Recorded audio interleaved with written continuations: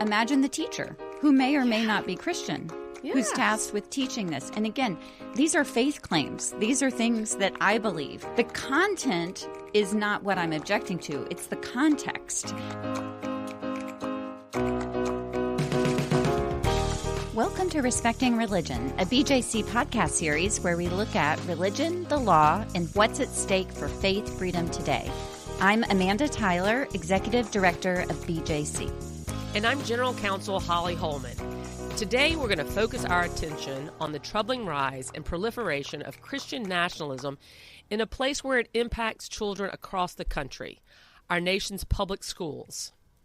Yes, Holly, we are seeing all sorts of, shall we say, bold attempts by people who espouse Christian nationalism to influence our youngest population.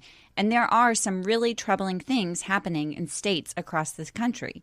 This summer, we saw the state of Louisiana pass a measure to require the posting of the Ten Commandments in public schools. And then, not to be outdone, we saw Oklahoma issue an edict regarding teaching the Bible in public school classrooms. And then Texas brings up the rear with a really troubling curriculum measure. Yes, it does seem like there's a bit of competition among some states about which one will be the first or the most aggressive in promoting religion in the public schools and testing the legal boundaries of recent Supreme Court cases. And as you and our listeners know, Holly, I am now living in Texas, so I've had a front row seat to what's happening down here. And we've been particularly active in working to try to stop this troubling curriculum that infuses Bible stories into the reading and language arts curriculum and the ways that it teaches religious claims as fact. We have also found just a lot of half-truths and really straight-up mistakes in the draft curriculum. And so we're going to go more in depth in this show about what's happening in Texas and give some calls to action for people who live in Texas or know people who live in Texas about how you can get involved. Yeah, and I think that also sets a good example for people in other states as far as how to get involved in legislative efforts. So we'll talk about all these, but let's start with what's at issue here first. And for our new listeners, it's probably important for us to say that we support faith freedom for all. And supporting religious liberty means ensuring that public schools treat all students similarly without regard to religion and providing public school education. There's certainly a place for teaching about religion in the public schools, and BJC has often been involved in efforts to ensure correct guidelines for doing so without violating our constitutional promise of faith freedom for all. But here we're talking about something else. We're talking about Christian nationalism and how this ideology promotes a certain view of Christianity and ideas about its relationship to our nation. As many of our listeners know, BJC is home of the Christians Against Christian Nationalism campaign. So we should start off with a refresher about the definition that we use about Christian nationalism. Yeah, Holly, we define Christian nationalism as a political ideology and cultural framework that tries to merge American and Christian identities. Implicit in the definition I just gave is I'm defining Christian nationalism in the American context. In the U.S. context, of course, it is part of a larger ideology of religious nationalism that's a recurrent problem throughout history and around the world today. But in the American context, Christian nationalism suggests that to be a real American, one has to be a Christian. And that narrative relies heavily on this mythological founding of the United States as a quote-unquote Christian nation, one founded by Christians in order to privilege Christianity in law and policy, and likewise really relies on a cherry-picked version of American history that overemphasizes the founders' religious biographies and underemphasizes or at times completely ignores the actual text of the U.S. Constitution and the way that religious freedom is protected in our constitutional order.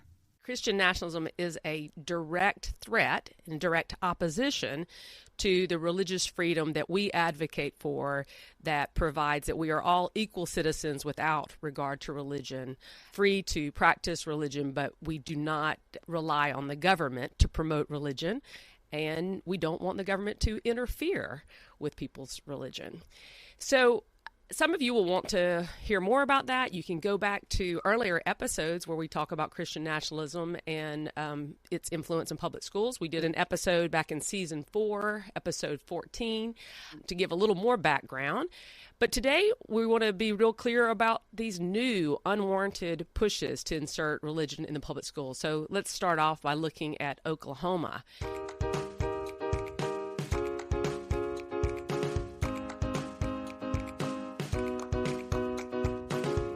This summer, back at the end of June, Ryan Walters, State Superintendent of Public Instruction, put out this edict, a short memorandum that said, effective immediately, all Oklahoma schools are required to incorporate the Bible, which includes the Ten Commandments, as an instructional support into the curriculum across specified grade levels, e.g. grades 5 through 12.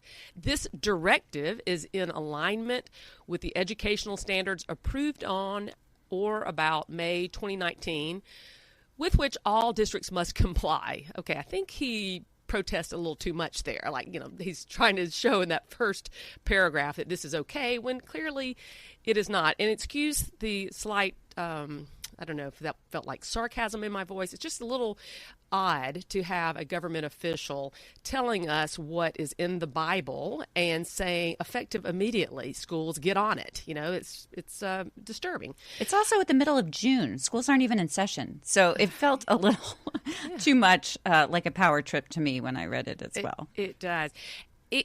He goes on in this memo to say that the Bible, let me quote this, the Bible is one of the most historically significant books and a cornerstone of Western civilization, along with the Ten Commandments.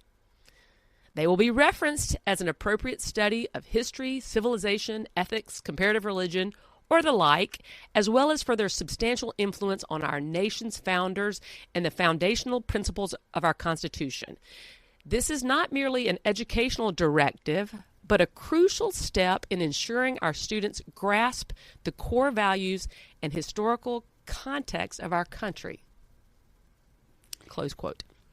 Yeah, so, when this caught our attention this summer, Holly, when we saw it. Of course, we were not recording Respecting Religion at the time, so we saved it for this conversation. But first, as we mentioned at the top, this definitely seems like a direct response to what happened in Louisiana because the Ten Commandments is referenced twice. So Oklahoma's trying to show, I think, here, see, we like the Ten Commandments too.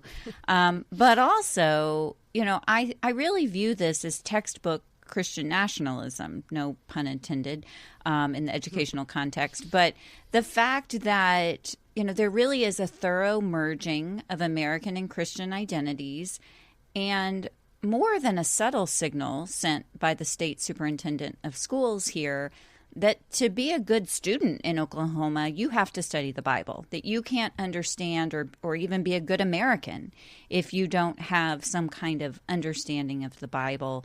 And it is also, again, just not true that the Bible had a substantial influence on the foundational principles of our Constitution.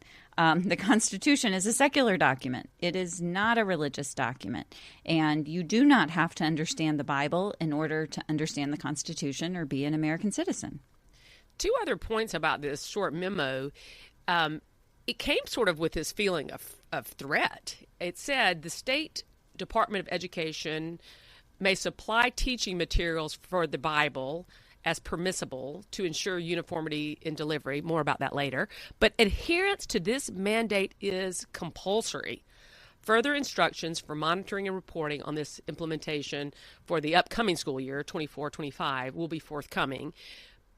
Immediate and strict compliance is expected. That's the part that I found very heavy-handed, and we have since learned quite at odds with the way Oklahoma education law actually works and who is in charge of curriculum decisions.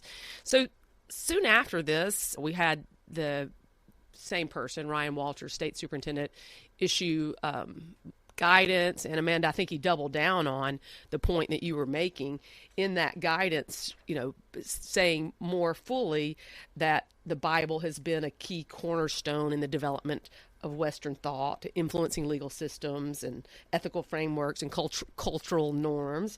So he is issued more guidance to I don't know, I guess to try to make it seem like it had more educational value, but at the same time, it really undercuts that by further weaving together this idea of the importance of the Bible and what Oklahoma school kids need to learn. And I'll point out, that statement about being a key cornerstone in Western thought and influencing legal systems, ethical frameworks, and cultural norms. There's no citation to that. I mean, I think this statement gets repeated over and over again without any kind of actual intellectual interrogation of the claim. And that is really troubling, and I think it is important when we hear these claims repeated that we ask for proof of that, that we not just assume that some kind of Christian majority status or Christian privilege is actually a foundational legal document, when in fact the constitutional history tells a different story. When this longer guidance came out, I noted that it really is sort of both doubling down, as we noted, on the Christian nationalism perspective, but also giving a little window dressing to this edict, kind of legal window dressing, trying to appear as if what he's doing is only reminding teachers that they can teach about actual historical events and people that involve religion, like talking about Martin Luther King or mentioning the Declaration of Independence that mentions a creator. So the guidance is both misleading and confusing, and it also lacks the kind of specificity you would want if the state superintendent was actually expecting teachers to follow this in a way that is constitutional. Yeah, I think he's sending mixed signals here. I mean, there's one way to read this to say this is just stating existing law, especially in the section where he talks about legal considerations and reminding educators that they have a duty to be neutral and objective, not promoting or favoring any religious beliefs, that they need to incorporate diverse perspectives and communicate with parents about the ways that the Bible is incorporated. But I think we have serious questions and concerns about how this is implemented. If it's just restating current law, not a problem, but that doesn't exactly comport with the messaging that has come from Ryan Walters' office throughout this entire purpose, as if this is something different and new that he's doing. So I think we're going to have to watch very closely to see how this actually plays out in Oklahoma public schools.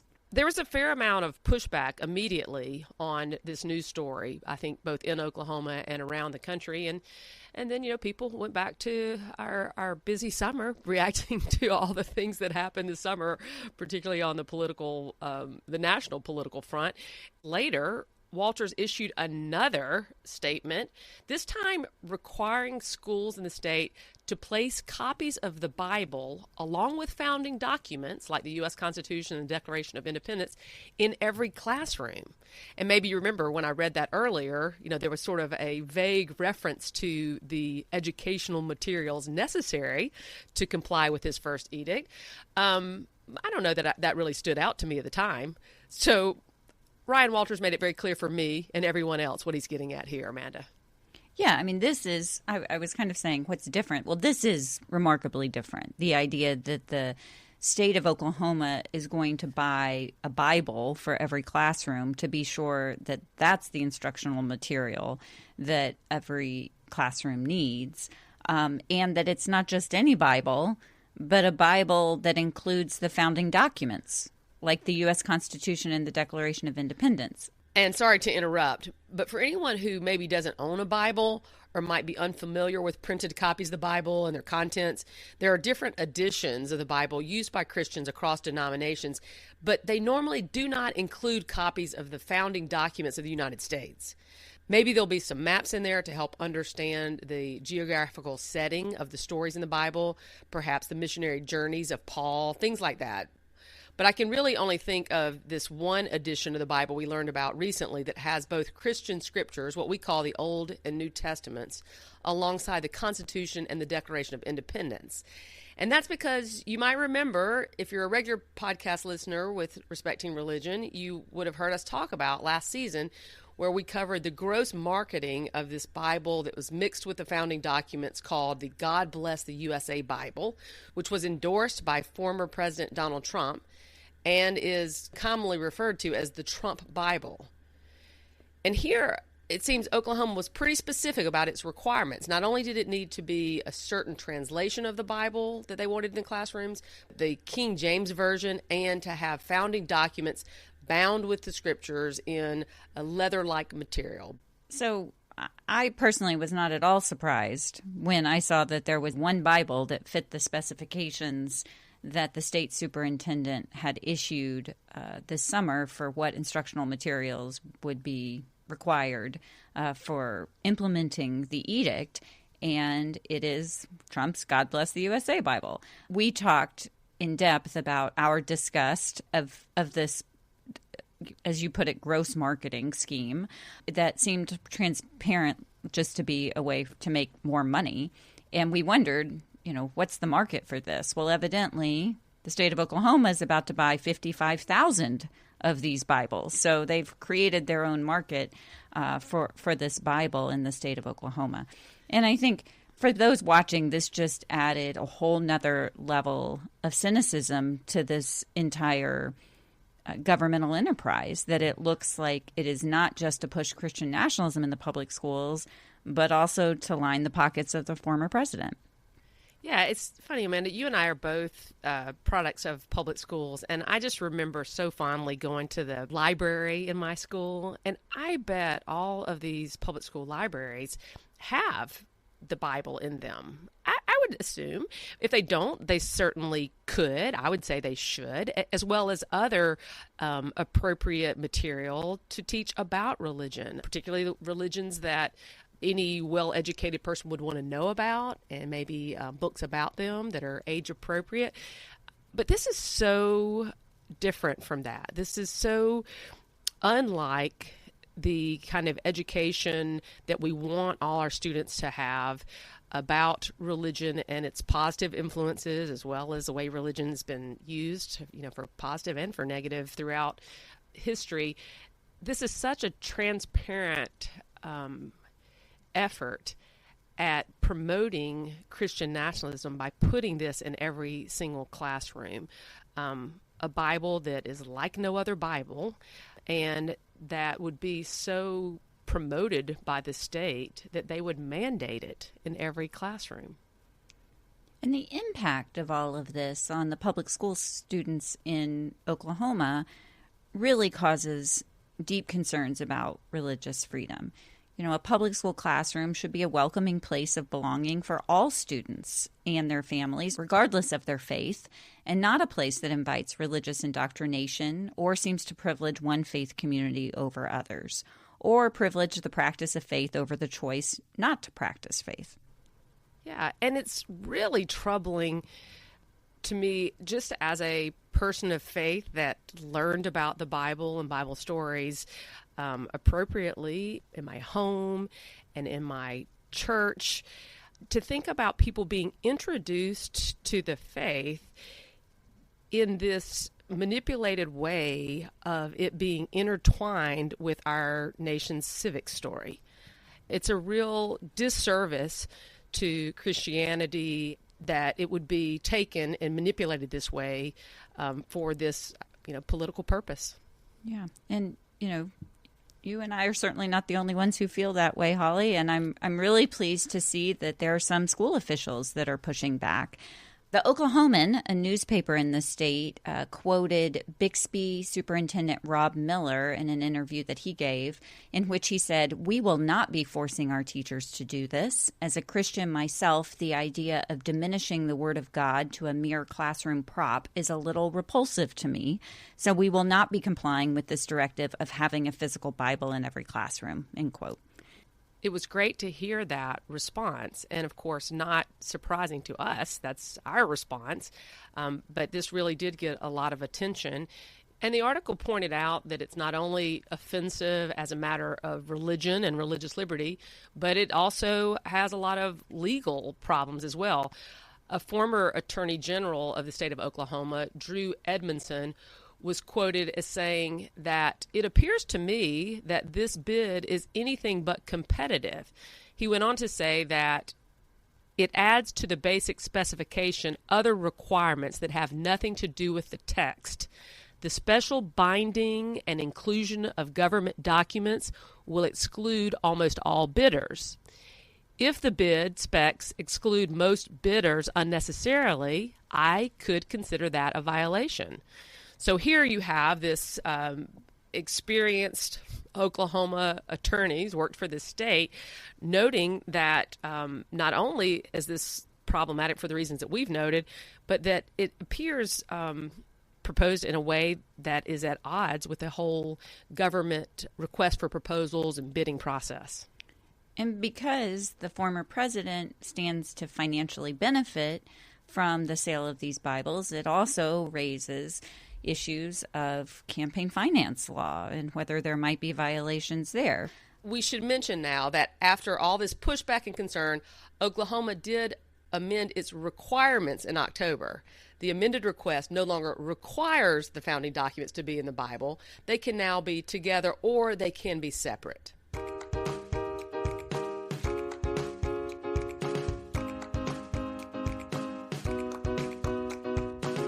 Well, getting less national attention, but I think at least as troubling from a practical standpoint, is what is happening in Texas. And I know this is something that you have been following very closely and have been active at the grassroots level.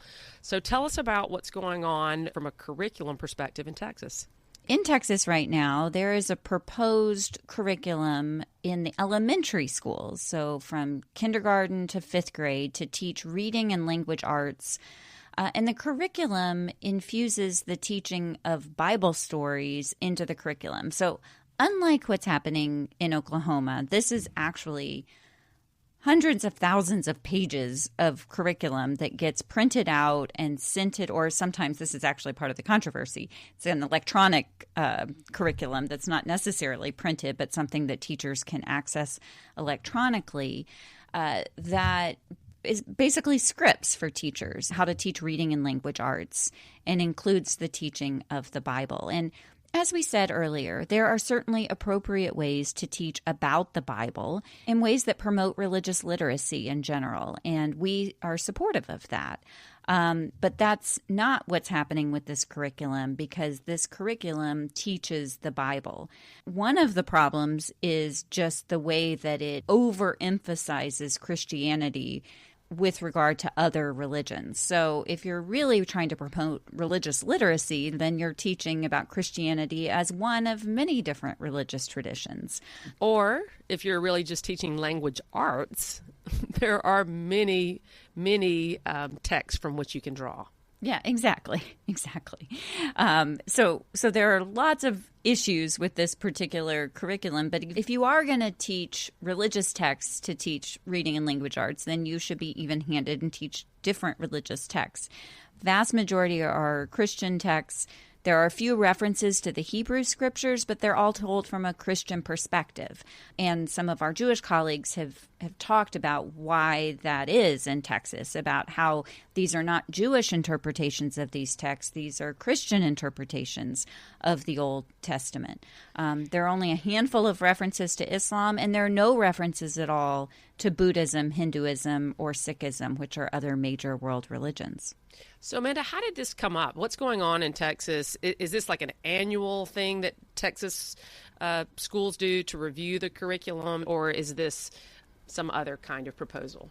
Well, this is something that's totally new. The legislature passed in its last legislative session, regular session in the spring of 2023, passed a law known as SB 1605 that required the state to develop its own curriculum. So that's just the idea that Texas needs to do a better job teaching kids to read. They just need new curriculum because, we need to make sure that we have an educated populace. You want to, I guess, occasionally review how you're teaching reading in the schools. And so it was purported just to be an effort for Texas to improve its language arts education. Is that fair? Well, I'll say we weren't, because we're not focused entirely on education policy, this isn't a bill that we were tracking last legislative session. It wasn't apparent on its face that this was going to be an effort to pursue religion in the public schools or to teach religion in the public schools. Makes sense. But we were tipped off that this was an issue when the education policy news outlet called the 74 broke the story in May, and we can link to their story in show notes. And they talked about the origin of this particular draft curriculum that was first released to the public in the spring. And I'll just quote from their piece. They said, "While largely hidden from public view, the redesign sparked behind-the-scenes debate long before its release. When a leading curriculum publisher balked at the state's request to infuse its offerings with biblical content, Texas officials turned to other vendors. They include conservative Christian Hillsdale College in Michigan and the right-leaning Texas Public Policy Foundation, which supported an unsuccessful effort to require the Ten Commandments in every classroom, according to a list obtained by the 74. So the state is telling the education experts what to put in their material. That's right. And if they don't do if they don't put what they want in there, they'll go somewhere else. They'll go to other bidders. So the actual leading curriculum publisher, the one that does this for a living for other states, said, no, we're not going to write that curriculum. So they had to go to some of these other outlets. But I'll tell you, in subsequent reporting on this story, the state is not being forthcoming with how this curriculum actually got developed. And so we're just grateful for excellent investigative reporting here by the 74 and also by the Texas Tribune, which does a lot of reporting in Texas on these issues. So it gave us a chance to look at it more closely, which I'm really glad that we did. So, Amanda, specifically, what were some of the things we found when we looked at this more closely? Well, for one, again, this is for kids in elementary school, children as young as kindergarten or 5 or 6 years old. And one of the problems is that this content is simply not age appropriate. Children who are 5 or 6 years old and even all the way through elementary school. I mean, I have an elementary school child at this point. They are just simply too young to determine what is a religious claim and what is a fact claim.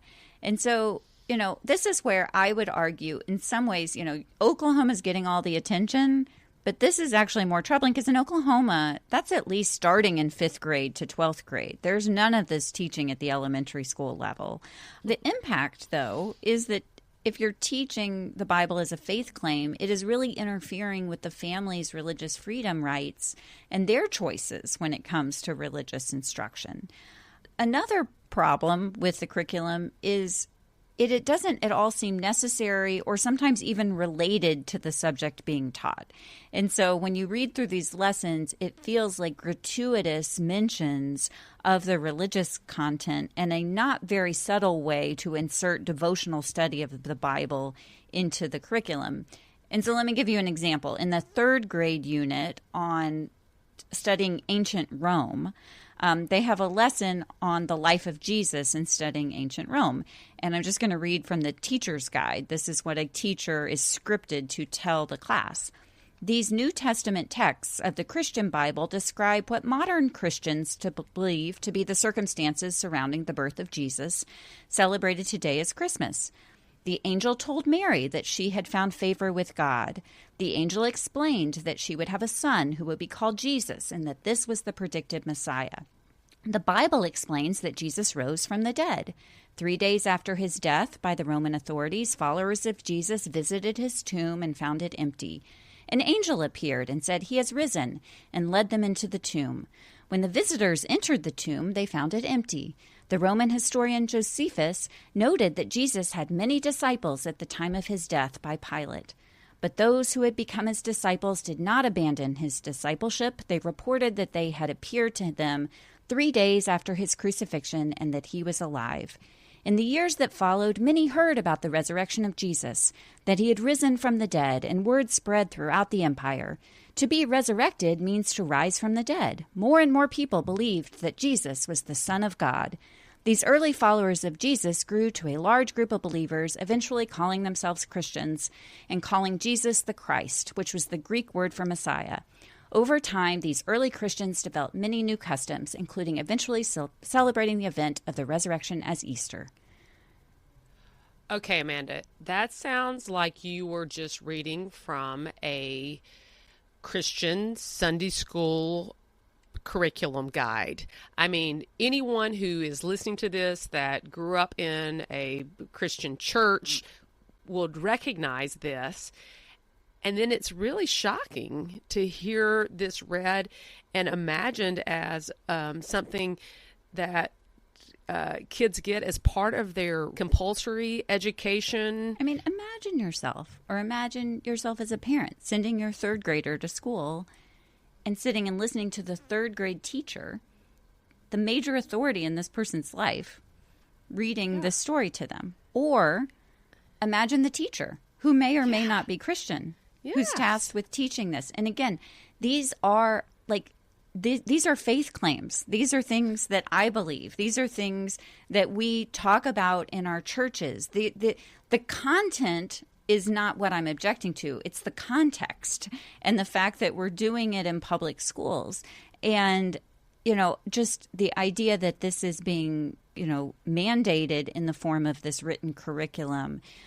I believe, again, for the age that we're talking about, the context that we're doing it in is really a very troubling violation of religious freedom rights. How could a child hear this and not have questions and not want to probe this more in a way that would be totally appropriate for a parent to engage with their child, or if that parent wishes to allow their religious teachers to say, this is what some religions rely on. Here are some of the stories of their faith.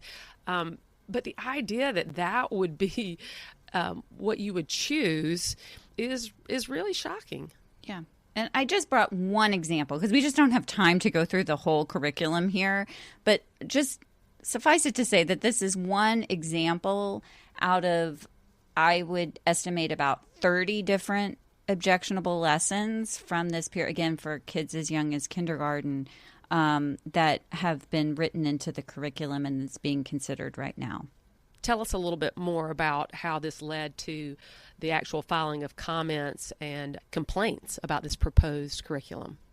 Yeah, well, when I saw this reporting from the 74, I noted that they had talked to Dr. Mark Chancey, who's a professor of religion at SMU here in Dallas, and one of the country's leading experts on religion and teaching of the Bible in particular in public schools.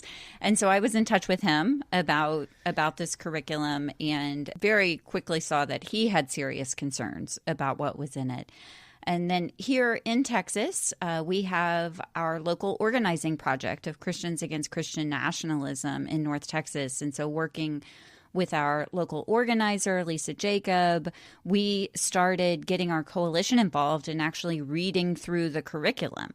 I mean, it is difficult. They don't make it easy to access to read all these curriculum. And so we first navigated the process and put together some instructions for people on how they could read for themselves through the curriculum, and then did an actual training webinar where we both walked through the concerns we had with the curriculum, but also we, in partnering with other advocacy groups here in Texas, including Texas Impact and Texas Freedom Network, we gave people instructions on how to file public comments with their concerns with the curriculum.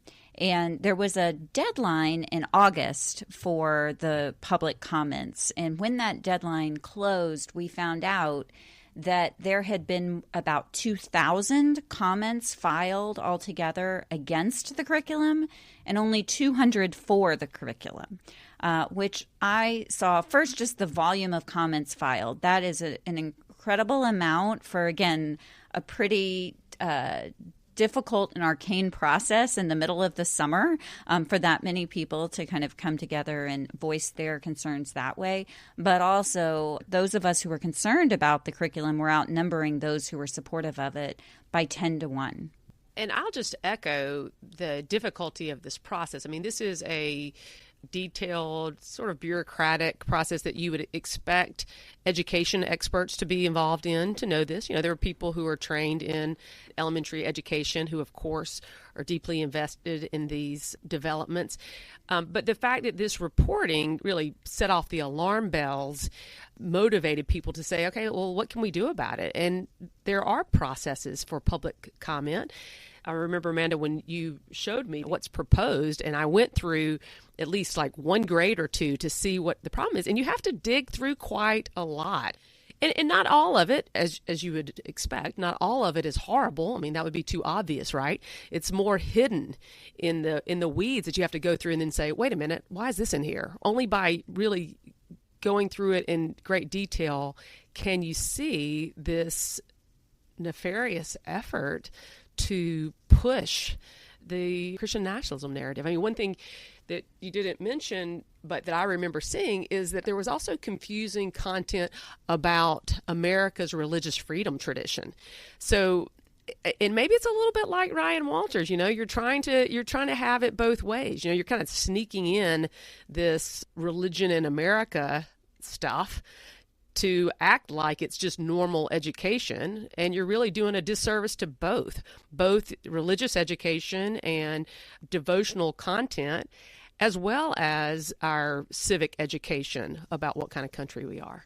I'm so glad you brought that up, Holly, because when we, as Baptist Joint Committee, filed an official comment, we focused on not a lot of what we're talking about here today, because we knew that a lot of other people were raising the concerns that we're raising with the teaching of religion in devotional ways in the curriculum.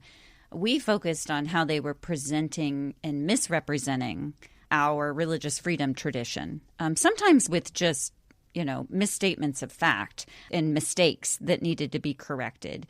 But overall, just furthering the cherry-picked version of American history that promotes a mythological history of America as a Christian nation, rather than the more accurate telling of how religious freedom is protected in this country. And one could argue whether, again, kids this age really can fully understand the concepts of religious freedom, right? And that was also what was a little confusing to us, is why are they continuing with so many lessons talking about religious freedom for kids this young? Because as we talk about on this podcast, these are complicated issues, Holly, that might be more appropriate for a secondary school audience than elementary school anyway. I'm so glad that the reporting led to this response and had so many people learn about this process, get involved, and file the comments. And so what happens after that, Amanda? Yeah, so after the comments were filed, we hosted another training for people who were interested in actually physically going to Austin for the State Board of Education hearing in September. And I testified along with a number of other people from across the state. And when I kind of reviewed who actually testified that day, those of us who were opposed to the curriculum outnumbered those who were there testifying in support of the curriculum by more than 3 to 1, probably even more than that, but at least 3 to 1 outnumbering those. We do know that some of our advocacy has been effective even to this point, because they've already made some revisions to the draft curriculum based on comments. And one of the more egregious examples, I think, of really trying to work in biblical content into the curriculum where it didn't seem to at all fit was in a kindergarten lesson that was teaching just about narrative structure and sequencing in a story. First this happens, and then this happens, and then that happens. Mm-hmm. And there was a unit on teaching using fairy tales to teach that. So one lesson taught the story of Goldilocks. Okay, you're like, where's the Bible in this? I'm getting there. They said one of the lessons of Goldilocks is do unto others as you would have them do unto you. And they said, this quote comes from the Sermon on the Mount. And Jesus taught his followers this saying in this sermon. And so many of us objected because we said, yes, this is the golden rule. And yes, Jesus taught the golden rule. But the golden rule is not unique to Christianity. In fact, the golden rule is found in many other religious and moral traditions. And so to try to teach about that as if Jesus and the Bible were the sole source of the golden rule was misleading and wholly inappropriate for this story about Goldilocks for 5-year-olds. Oh my goodness. There's really no need to combine the two, to act like they're related. I guess the only connection is that it has the word gold in it. I don't know. I mean, I had to sit here and think, wait, Goldilocks, that's the great story about the 3 bears, right? These are things that can be taught without this absurd meshing of religion and fairy tales in this patently manipulative way. Yeah. Well, so you'll be pleased to know that part got cut from the curriculum. and we are still reviewing the amended curriculum to see which comments they did take. But I can say overall, there are still large problems with the curriculum and the way that it infuses Bible teaching. So the next action is the State Board of Education will actually take its final vote, or is scheduled to vote, the week of November 18th. And so if you're listening, there is still time, if you live in Texas, to contact your State Board of Education member. So there are 15 members of the State Board of Education. You can find your member by Googling who represents me, and you can find the contact information of your State Board of Education member and contact them directly. But even if this curriculum passes, it does not automatically take effect. And so what happens then is every school district in Texas will then have to determine which curriculum they're going to use. This would be one of several options. But the other really cynical piece of all of this is there is a financial incentive for school districts to choose this curriculum over other options. So if the curriculum passes and it still has problems in it, then the advocacy would shift to each school district for people to encourage their school board not to adopt this curriculum. Well, it's good to hear that this advocacy is having an impact. The work is not over. Parents and educators and anyone in Texas who cares about the future of our country and the education we teach in public schools need to be mindful of this, to be aware that there are people at work that would use the public schools to do harm both to religious freedom and the teaching about religion. We'll put in the show notes some articles that talk about this and provide a model for community action.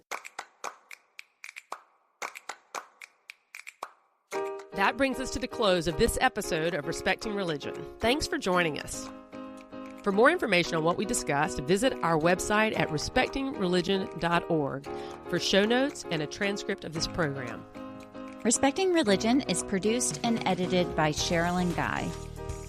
Learn more about our work at BJC defending faith freedom for all by visiting our website at bjconline.org. We would love to hear from you. You can send both of us an email by writing to respectingreligion@bjconline.org. We're also on social media at BJC on the Hill, and you can follow me on X, which used to be called Twitter, at Amanda Tyler BJC. And if you enjoyed this show, share it with others. Take a moment to leave us a review or a 5-star rating to help other people find us. We also want to thank you for supporting this podcast. You can donate to these conversations by visiting the link in our show notes. Join us on Thursdays for new conversations respecting religion.